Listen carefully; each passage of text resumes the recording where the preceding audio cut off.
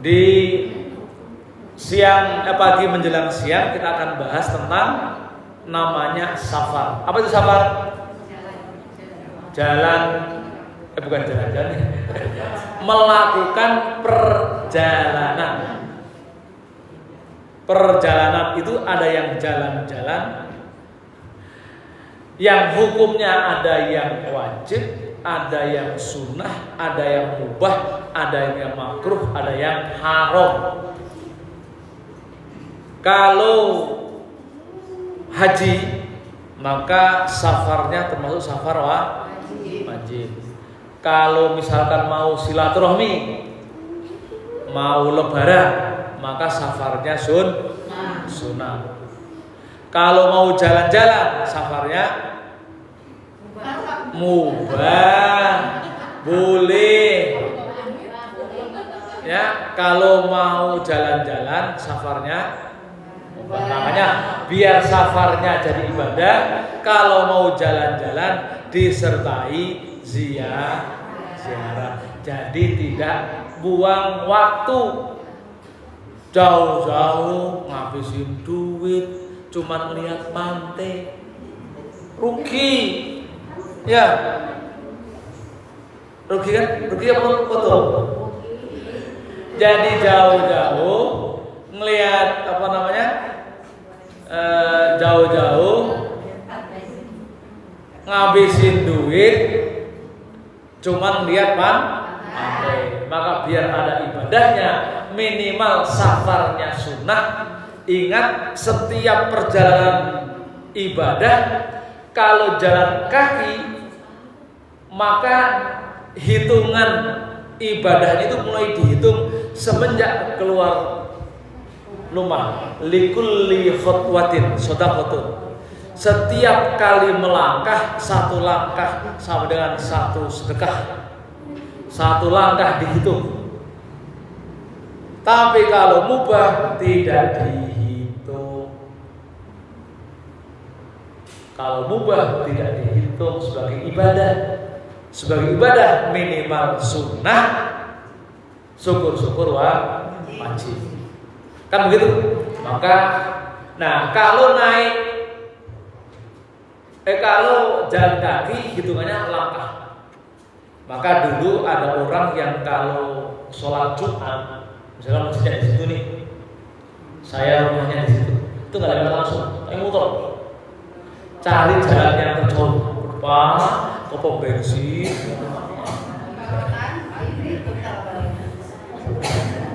karena mencari pahala. Sini yang paling jauh nih,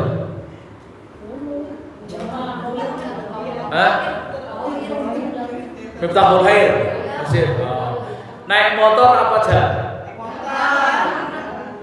Oh, naik motor. Ya, itu kalau jalan hitungannya setiap kalau naik motor setiap putaran. Cuman putaran motor kan jauh. Kalau jalan setengah meter, kalau motor bisa 1,5 meter. Motor putaran, motor itu kelilingnya berapa itu kira-kira? Ya 1 meter lebih. Anggap dihitung 1 meter. Maka kalau naik motor hitungannya likulli daurin, tiap kali putaran. Jadi kalau misalkan dari Miftahul Khair itu 1000 putaran, tapi kalau jalan bisa 2000 langkah. Nah, itu bedanya. Tapi sama-sama diberikan pahala. Ketika itu perjalanannya ibadah atau minimal hukumnya sunnah. Itu aslinya. Nah, untuk memperkuat status ibadah itu sunnah, wajib, mubah atau makruh, yang pertama, jangan lupa ketika mulai keluar dari rumah membaca doa. Ingat apa bacaan keluar rumah? Bismillahirrahmanirrahim. Bismillahi tawakkaltu 'alallahi la haula wala quwata illa billahil aliyyil azim. Safar pendek ataupun safar panjang atau hanya sekedar keluar rumah biar setiap langkahnya meskipun pergi ke warung itu diniati ibadah, jangan lupa baca bismillahi tawakkaltu ala la haula wala quwata illa billah. Maka emak-emak nih orang yang paling sering keluar rumah. Beli sayur sudah pulang, lupa bawangnya, pulang lagi. Coba, kan gitu ya. Coba kalau tuh ikhlas, setiap kali keluar Bismillah, Masya Allah, itu sama dengan jalan sampai Ciputat, sudah dapat bawang, sudah jadi diiris masuk, kurang garamnya, lupa, balik lagi. Kan gitu kan? Karena setiap keluar rumah kita bertawakal kepada Allah. Tidak tahu ketika kita tidak tahu setelah keluar dari rumah, jangan-jangan kesandung terus jatuh. Kan kita nggak tahu, mati.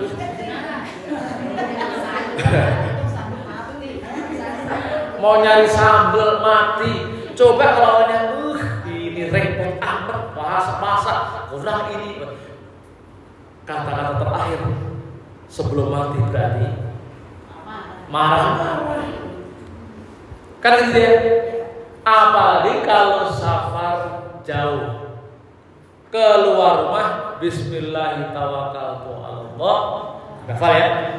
Lalu kalau sudah ningkring di mobil ada doa lagi. Hafal? Subhanalladzi sakhkhara lana hada wa ma kunna, hafal enggak? Lahu mukrinin wa inna ila rabbina lamunqalibun. Itu adalah doa ketika sudah ningkring di atas kendaraan. Hafal enggak? Ya, kita tulis ya. Mau tulis sama dari sendiri. Subhanalladzi sakhkhara lana hada wa ma kunna lahu muqrinin wa inna ila rabbina lamunqalibun. Subhanalladzi sakhkhara lana hada wa ma kunna lahu mukrinin. Kita kalau nggak nyanyi nggak apa-apa nih. Wa inna ila rabbina wa inna ila rabbina lamunqalibun. Kelihatan nggak? Oh ini nanti sama-sama di sini.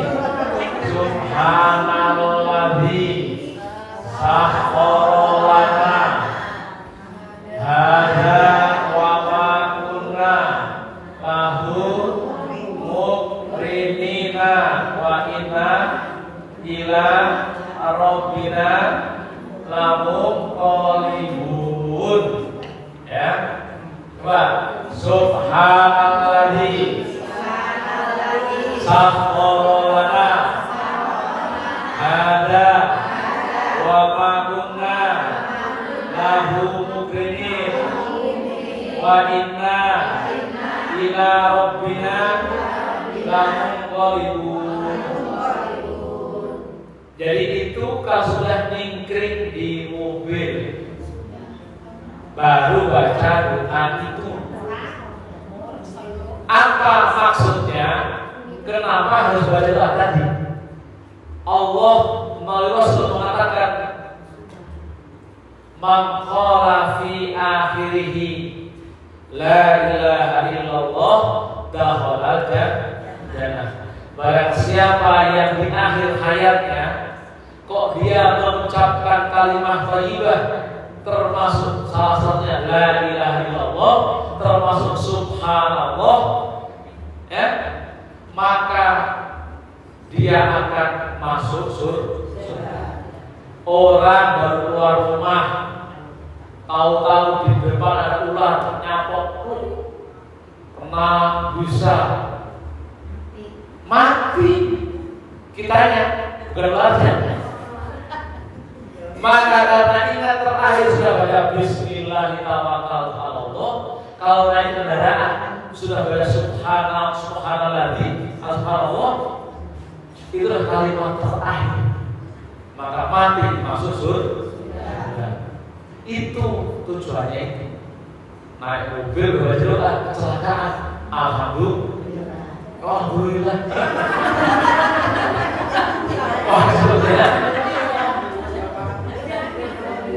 Maksudnya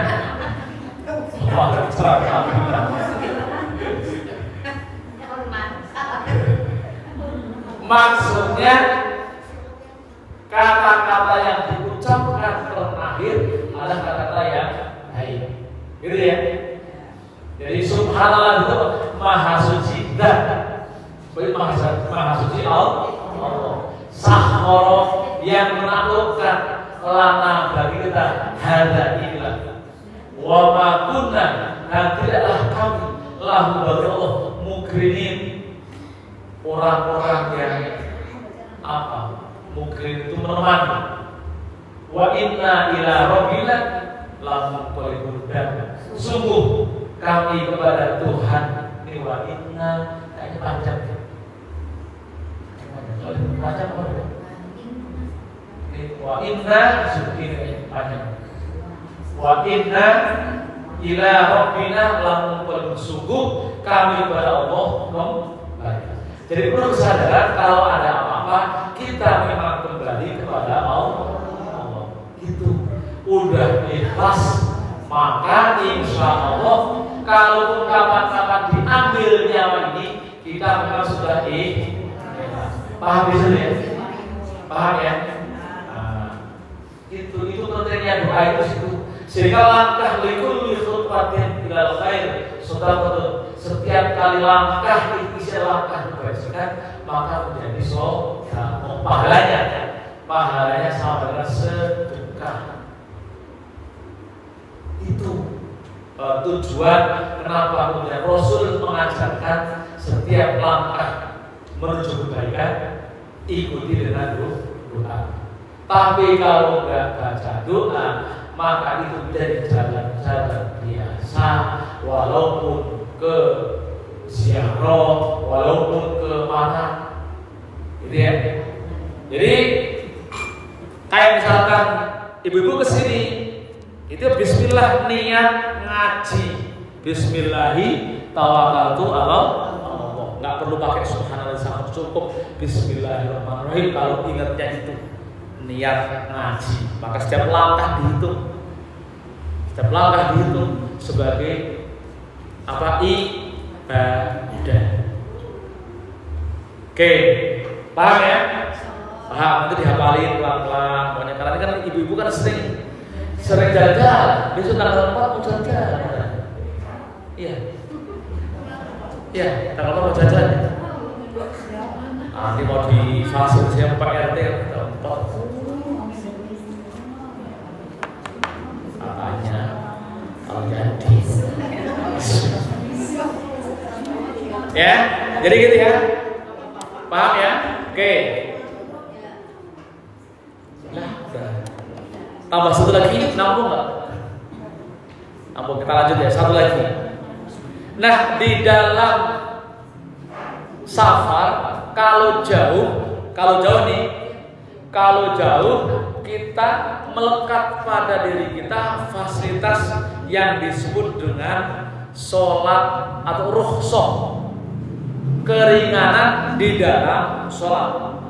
Keringanan itu dalam bentuk pertama jamus sholat, menjamak menggabungkan sholat.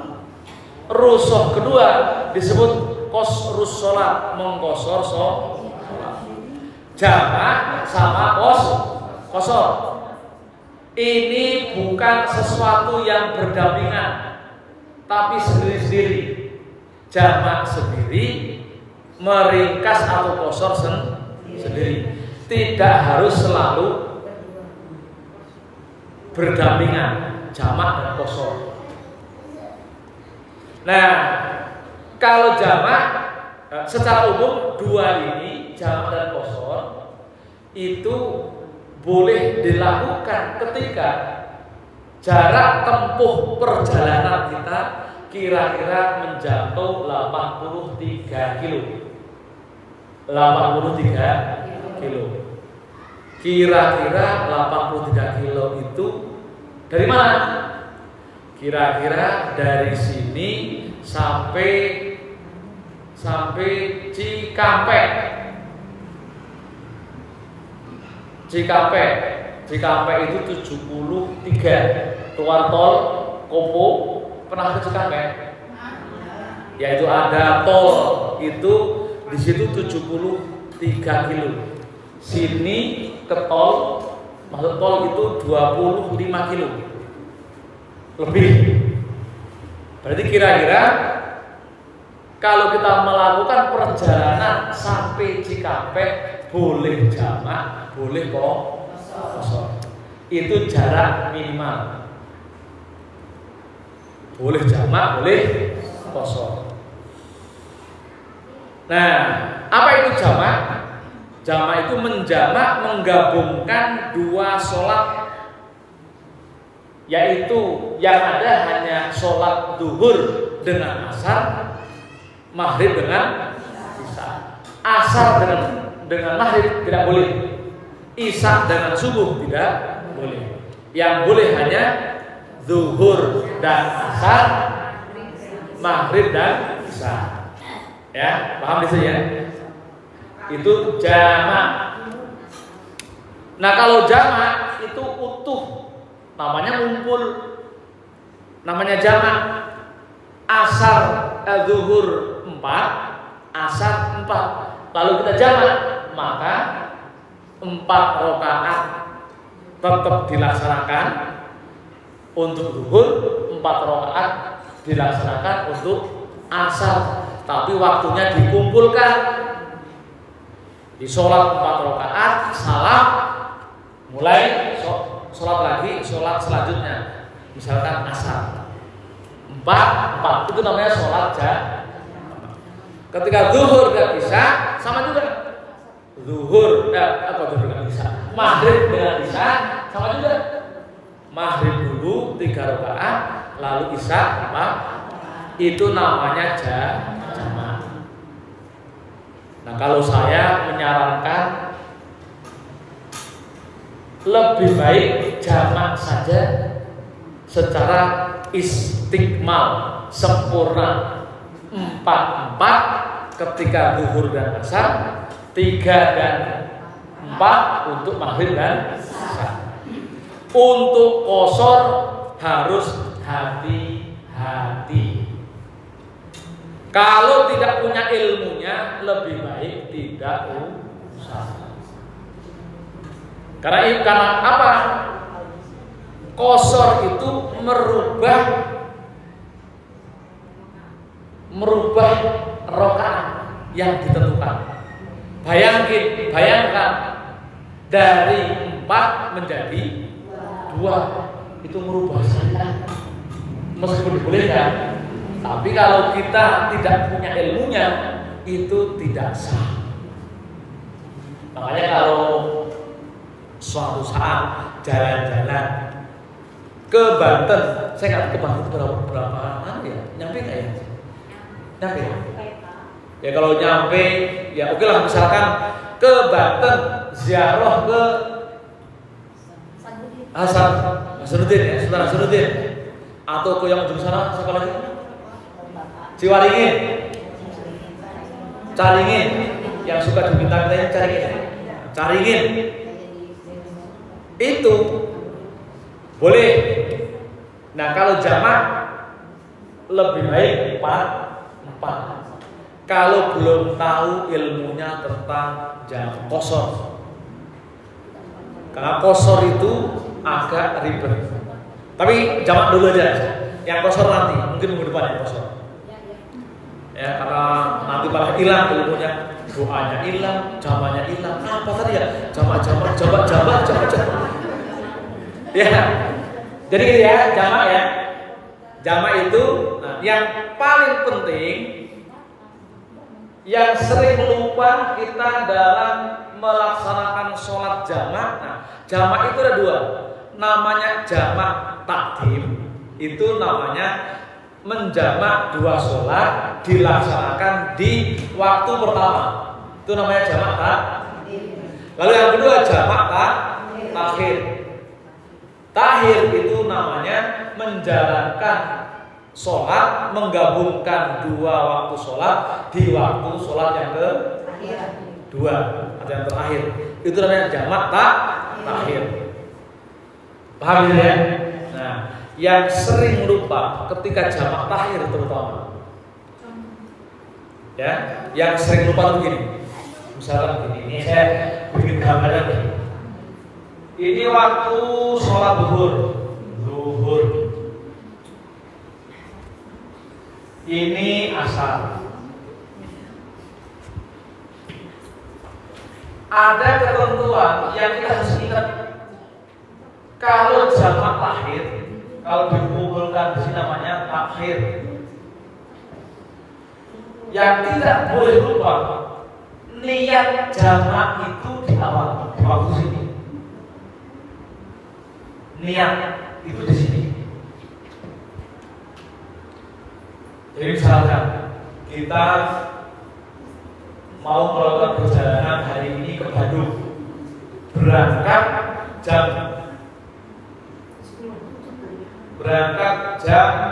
12, belum dulu kan, naik set, udah jalan, tahu-tahu di tengah jalan, di tengah apa namanya? Di tengah jalan sudah masuk zuhur, maka wajib pada saat ini niat jamak. Apa? Niat jamak. Jadi kira-kira kalau dalam bahasa Indonesia kita bilang saya niat sholat zuhur di jamak dengan asar jamak takhir, atau naik saya niat sholat jamak takhir zuhur di waktu asar.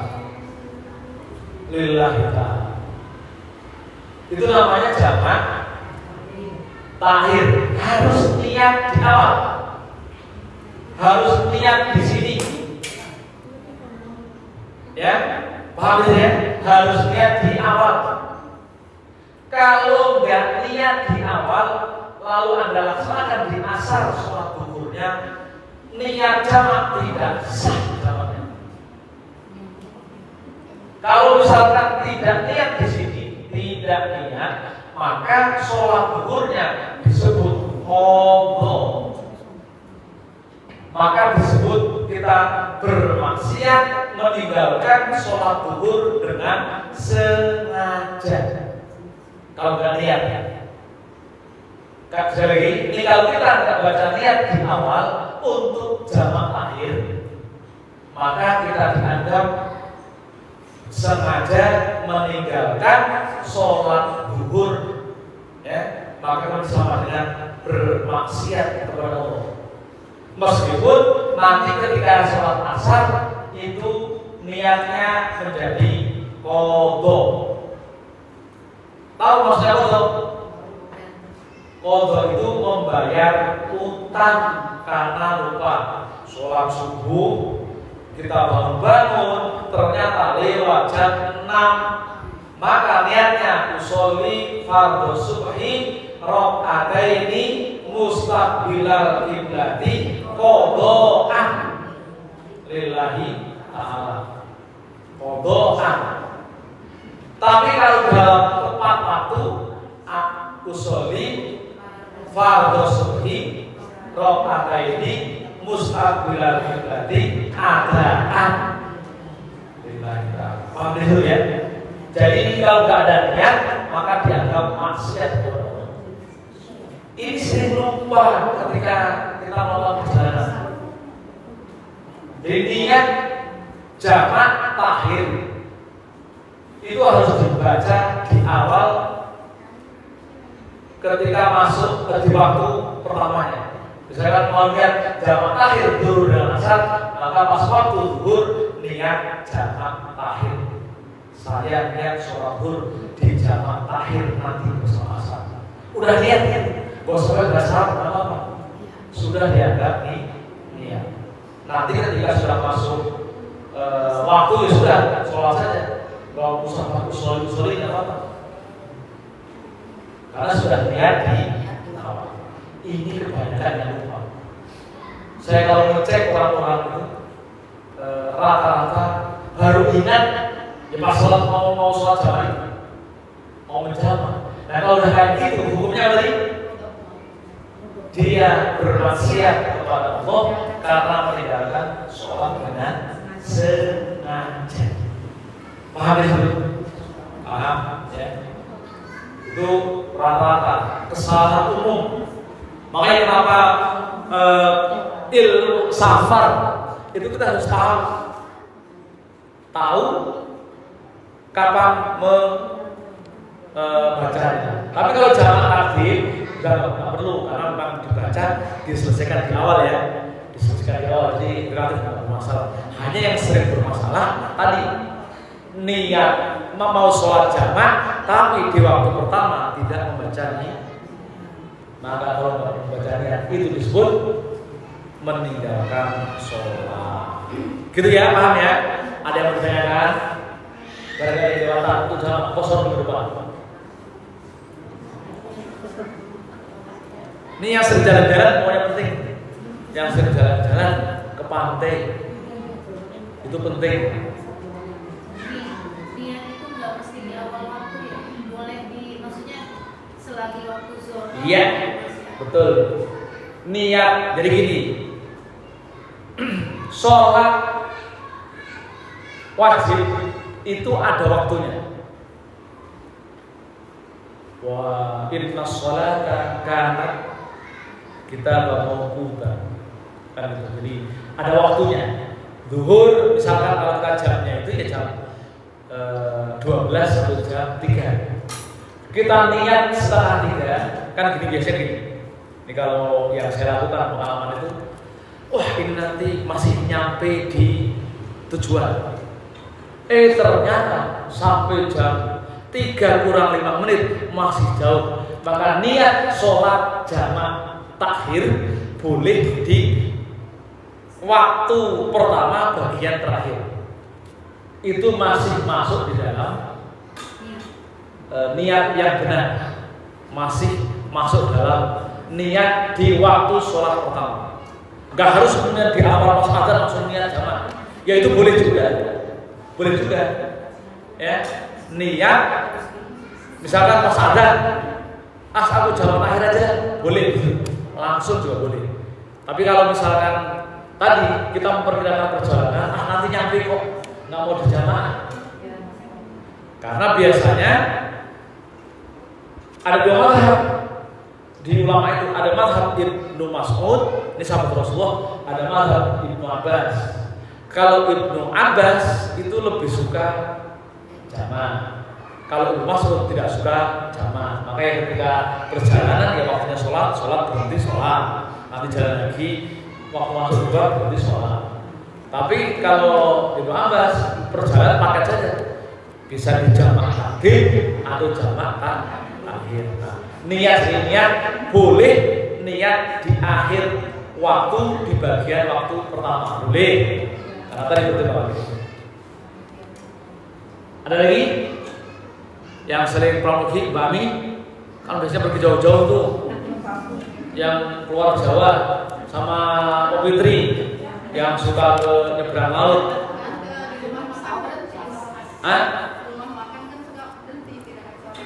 Ya, di situ kan di rumah suka berhenti. Cuma di jam apa tidak? Ya, kan waktunya kalau pas Isa aja. Kalau dapat sih bagus. Tapi kalau biasanya, apalagi kalau bis itu nggak bisa dinegosiasi. Pas berhenti, kan berhentinya waktu Isya atau jam 2 atau jam 11 atau jam 10 kan maghrib nggak kerja, misalkan begitu ya. Kecuali kalau berangkatnya setelah maghrib. Nah, maka jangan lupa perhatikan daripada nanti salah untuk antisipasi tadi ya. Lebih baik memang niat di awal waktu. Maksudnya masuk maghrib belum sempat sholat. Kalau sholat khusus khawatir nggak khusyuk deh, saya jamak takhir saya nanti di rest area. Nah, langsung lebih afdal daripada misalkan mau milih nunggu waktu habis, takutnya pas di bis kebablasan. Misalkan kita tahunya waktu sholat maghrib itu berakhir jam 18 atau jam 19.00, karena makin timur, karena makin cepat tuh. Ternyata waktu maghrib berakhir 18.50 misalkan. Nah, kita baru niat jamaknya 18.55, itu nggak sah jamaknya. Nggak sah. Makanya untuk antisipasi, kalau memang itu niatnya niat di awal saja untuk jaga-jaga lebih aman daripada di ujung akhir. Jadi harus begitu, niat, tahu waktunya yang penting, gitu ya. Oke, cukup ya. Oke, kita baca doa, mohon kepada Allah, mudah-mudahan ilmu yang kita pelajari ini senantiasa ingat dan kita akan amalkan kalau nanti jalan